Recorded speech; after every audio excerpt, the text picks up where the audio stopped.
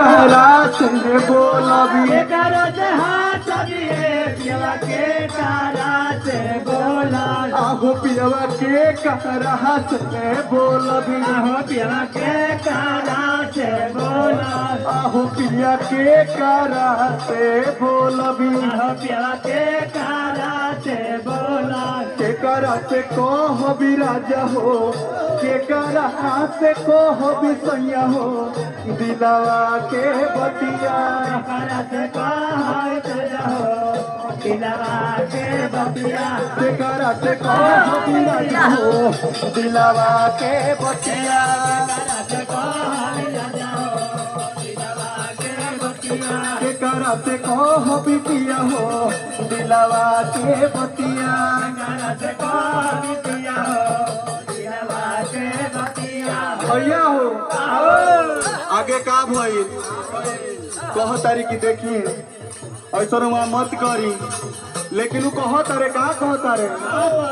अरे ससु जी से बोली हो रे धनी नन तो से हंसी हो सासुजी से होली हारे धनी नाना दोते हसिया आहो धनी नन तो से हंसी हो धनी नाना दोते हसिया आहो धनिया नन तो से हंसी हो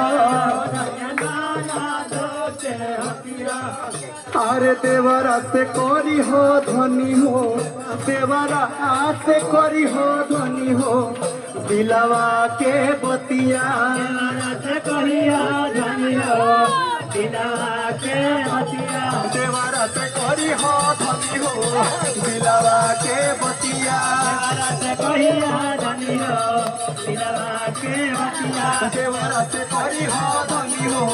दिलवा के बतिया से कहिया धनी हो दिलवा के बतिया ए नागेंद्र बाबू कह तारी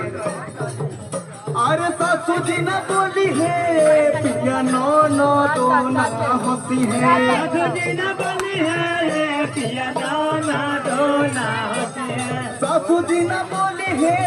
पिया नो नो तो ना हंसी है सासुजी न बोली है पिया नाना दोना होती है एहो पिया नो नो तो ना हंसी है हो पिया नाना दोना होती है अरे देवरा न बुझी है राजा हो देवरा न बुझी है राजा हो